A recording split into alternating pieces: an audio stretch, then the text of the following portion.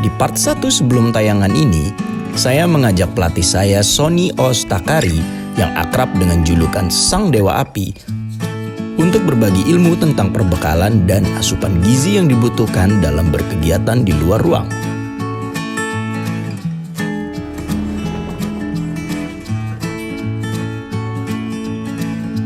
Bagi yang sudah menyaksikan part 1, tentunya tak asing dikejutkan dengan ketegangan yang disajikan oleh pelatih saya yang satu ini. Bagi yang belum, maka bersiaplah.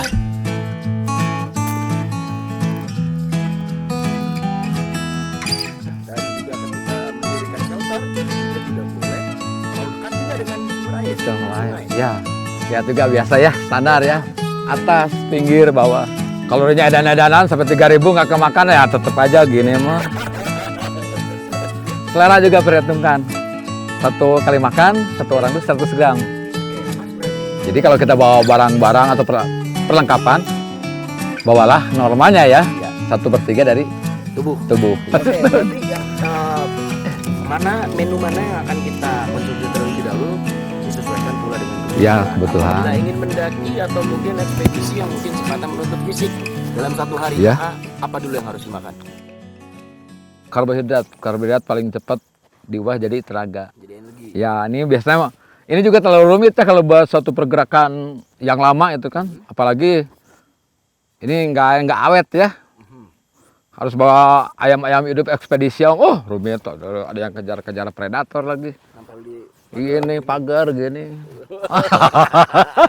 ya, dan juga kebutuhan kita kali Iya. ini adalah kita saya undang untuk berkemah bersama Betul, saya di sini. ya.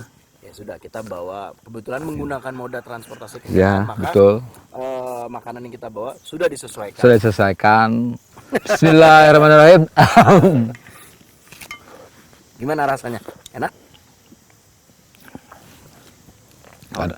Naon tuh? Yang enak tuh yang ada, man. Ini enak sekali. Ada berarti. Ada. Oke, kita sudah menikmati makanan Pak Os ini yang karbohidrat yang diwakilkan oleh roti dan juga krim sup. Tuh. Kalau Pak Os sendiri selera makannya seperti apa? Loh, kan Saya tuh standarnya tuh mudah, man. apa mudahnya? Enak dan enak sekali. Oke, apa bedanya enak dan enak sekali? Jadi hampir tidak ada yang tidak enak, man. Tapi ada nggak makanan yang menurut Kang Os ini mungkin di mata orang banyak ini kan nggak enak Ya, atau aneh ya. atau berasal dari Betul, habitat yang bagaimana, betul. tapi sebenarnya mengandung kalori Betul, yang bagus. ya. Ada nggak? Bisa didapatkan di gunung hutan atau di laut? Ada banyak lah. Apa contohnya? Tanaman-tanaman asli di sini ya, banyak sekali itu. Biasanya keluarga palem-paleman banyak mengandung kayak suangkung, palem merah itu ya. Si aren juga itu ada ininya, karbohidratnya tinggi. Tapi kalau misalkan sumber pangan ini berasal dari hewan, yang menurut Kang Os teh aneh, Ya. atau orang lain bilang wow ini apa gitu, Ya. tapi menurut Kang Os ini mengandung kalori yang baik Ya, dan rasanya juga enak. Apa? ya paling ulat-ulat lah. Lalu pernah nggak Kang Os itu mengkonsumsi makanan dari keluarga reptil? Pernah lah. Contohnya seperti Kadal, gimana rasanya kadal dan kalorinya seperti apa? lupakan rasa. Tapi kalau cara memasak ini juga ya, kita kadang-kadang makan arang itu kok cara memasak sangat berpengaruh juga.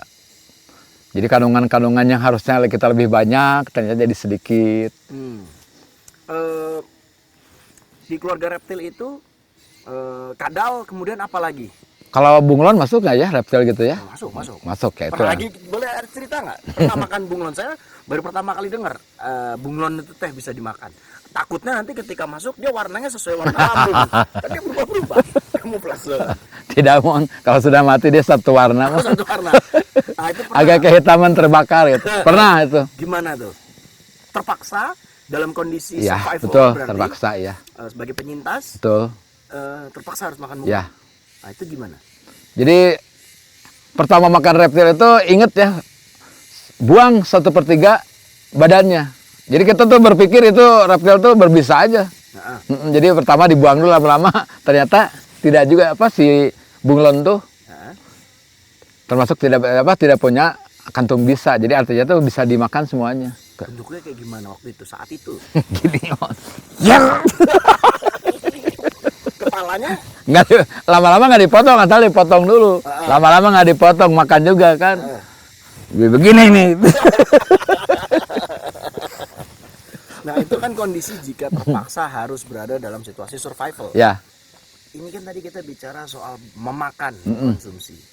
Pertanyaannya, jika semua sudah terkonsumsi, sudah masuk ke dalam tubuh kita, artinya kan habiskan apa yang kamu ya, ambil, betul. habiskan apa yang kamu masak. Jika memang masih sisa, baiknya seperti apa? Sebab pengetahuan seperti ini jarang sekali Betul. anak muda zaman sekarang tahu. Apakah lebih baik dijadikan bekal, kecuali kalau itu survival, Ya, betul. dijadikan bekal. Ya. Apabila tidak, dengan kondisi kita Ya. kayak gini, baiknya gimana? Kalau kondisi seperti ini kan masih banyak ya penduduk misalnya. Kita berikan, ya, artinya kita tidak membawa sisa. Atau kalau kita melanjutkan perjalanan dengan sisa-sisa seperti ini, tadi teknik pengawetan. Ada yang dengan menggarami, mengasap. Jadi artinya ini masih bisa dibawa. Jadi tergantung kebutuhan ya. Ya. Misalkan walaupun juga road trip, Ya, menggunakan moda Betul. transportasi roda 4, selesai, tapi kita sudah berpikir akan melakukan betul. perjalanan selanjutnya. Maka teknik memasaknya pun juga dengan sistem Betul. mengasap tadi. Mengasap dan mengawetkan kan. Oke. Menghilangkan kandungan airnya dari Artinya di pemberhentian selanjutnya kita sudah siap. Sudah siap. Hemat waktu, Hemat waktu. secara selera juga Betul. sudah disesuaikan dari Betul. awal gitu ya. Selain tadi, pertama adalah melakukan manajemen Betul. perjalanan. Kemudian kedua, kita memenuhi perbekalannya nih. Betul. Lalu selain teknik memasak, memperhatikan tadi Betul. usia dari makanan yang kita Betul. bawa tersebut. Kemudian apa lagi Kang Os? Cara pengepakannya. Pengepakannya. Iya. Ada beberapa ya barang-barang yang rata-rata lah untuk 3 hari pertama tuh perjalanan tuh sayur-sayuran paling 3 hari kekuatannya. Umurnya saya. Umurnya. Jadi untuk Oke. 100 hari berikutnya itu ada pengganti selain dari sayur-sayuran segar. Artinya dari rumah untuk kebutuhan sayur tadi, Serat ya. serat tadi itu jangan terlalu banyak. Kalau banyak. Sebab di 3 hari berikutnya harus belanja lagi. Betul. Oke, lalu apa lagi cara pengepakannya? Itu tadi sayur. Betul. Pengepakan berikutnya apa? Misalkan lauk nih, ayam.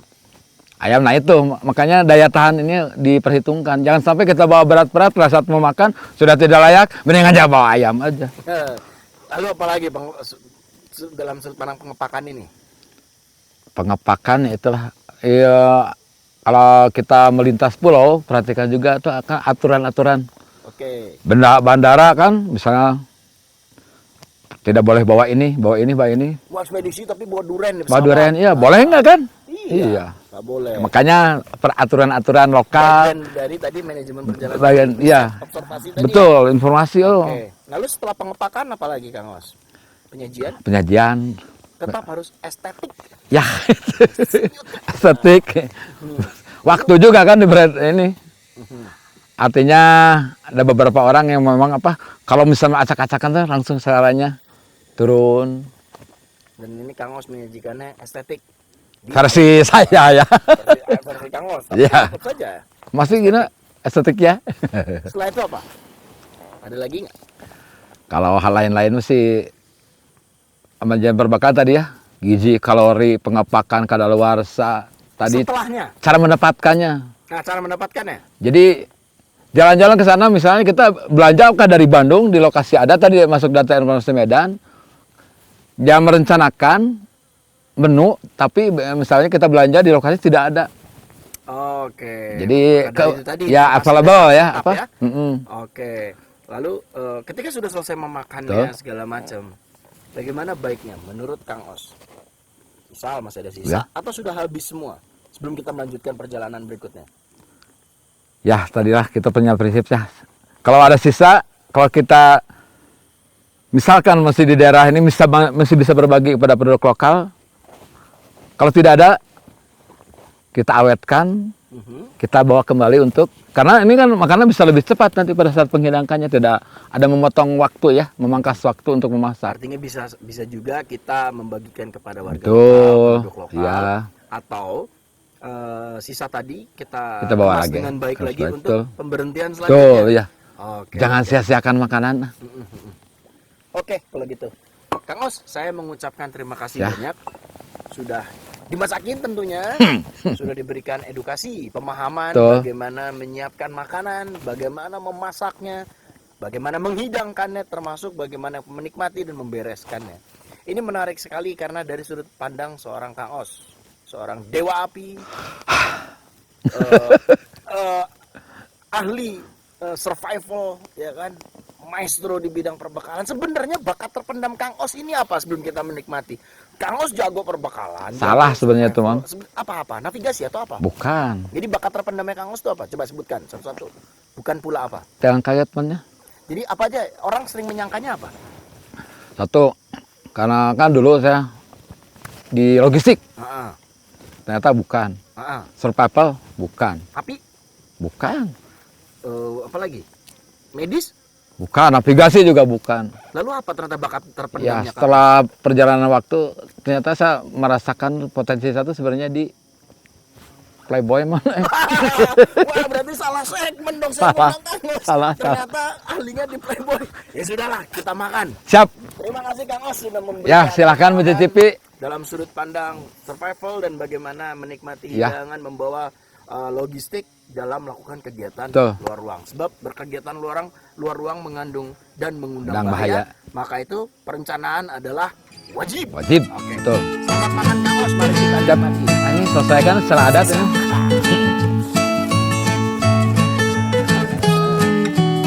Jadi sudah jadi abon. Juara.